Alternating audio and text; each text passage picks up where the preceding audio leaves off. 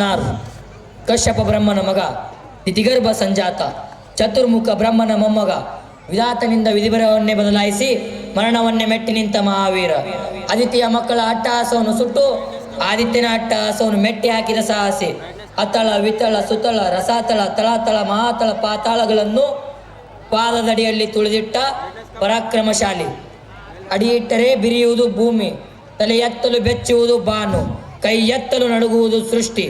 ಚತುರ್ಮುಖನ ಸೃಷ್ಟಿಯೇ ನನ್ನ ಆಜ್ಞೆಯನ್ನು ಪಾಲಿಸುತ್ತಿರುವಾಗ ಯಕಶ್ಚಿತ್ ನನ್ನ ಮಗ, ನಾ ಜನ್ಮ ಕೊಟ್ಟ ಮಗ, ನನ್ನ ವಂಶವನ್ನು ಬೆಳಗಬೇಕಾದ ನನ್ನ ಕುಮಾರ ಇಂದು ನನ್ನ ಆಶಾಜ್ಯೋತಿಯಿಂದ ನನಗೆ ನೆಮ್ಮದಿ ಇಲ್ಲವೆಂದಾದರೆ ಛೀ, ಇದೊಂದು ಬದುಕೆ, ಇದೊಂದು ಜನ್ಮವೇ, ಇದೆಂಥ ದುರ್ವಿಧಿ, ಇದೆಂಥ ದುರ್ವಿಧಿ.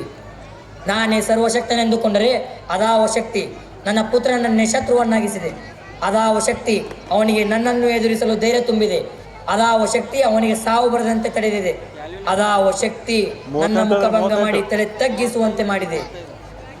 ಅವನೇ, ಆ ದುಷ್ಟನೇ, ಆ ನನ್ನ ಕುಲವೈರಿಯಾದ ಹರಿಯೇ ಇದಕ್ಕೆಲ್ಲ ಕಾರಣ. ಎಲ್ಲವೆಲ್ಲವೂ ಹರಿ, ಕಪಟಿ, ವಂಚಕಿ. ನನ್ನ ಮಗನ ತಲೆ ಕೆಡಿಸಿ ಮನಮನ್ನಂತೆ ಆಡಿಸುತ್ತಿರುವೆಯಾ? ನಿನಗೆ ಪೌರುಷವಿದ್ದರೆ, ಪರಮ ಪುರುಷೋತ್ತಮನೇ ನೀನಾಗಿದ್ದರೆ ಬಾ, ಬಂದು ನನ್ನ ಎದುರಿಗೆ ನಿಲ್ಲು.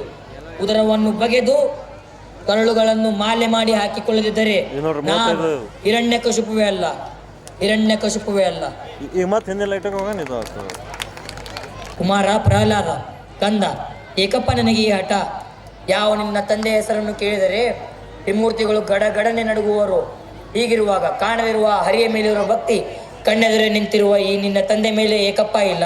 ಜನ್ಮ ಕೊಟ್ಟ ತಂದೆಗಿಂತ ಬೇರೊಬ್ಬ ದೇವನಿರುವನೇ? ಇಲ್ಲವೇ? ಇಲ್ಲ ಇಲ್ಲ, ನಾನಲ್ಲದೆ ಬೇರೊಬ್ಬ ದೇವನಿರಲು ಸಾಧ್ಯವಿಲ್ಲ.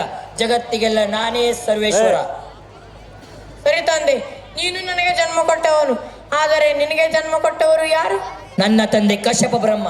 ಅವರ ತಂದೆ ಚತುರ್ಮುಖ ಬ್ರಹ್ಮ. ಅವರ ತಂದೆ ಯಾರು? ಅವರ ತಂದೆ ಯಾರು ತಂದೆ? ಏಕೆ ಸುಮ್ಮನಾದೆ? ನೀನು ಆ ಬ್ರಹ್ಮನ ತಂದೆ ಯಾರಾದರೂ ಇರಲೇಬೇಕಲ್ಲವೇ? ಯಾರು? ಅವನೇ ಶ್ರೀಮನ್ನಾರಾಯಣ.